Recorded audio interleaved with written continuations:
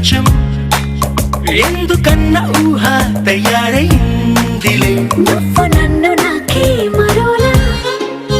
చూపుతున్న లీలా భలేగా ఉందిలే నీ వేలు పట్టుకుంటే నిదురనైన వీడను నీ చేయి నిమురుతుంటే నిదురలేవను నా నీడ కూడా నన్ను వీడి నిన్ను చేరుకుందని గుసగుసలాడుతుంది మౌనం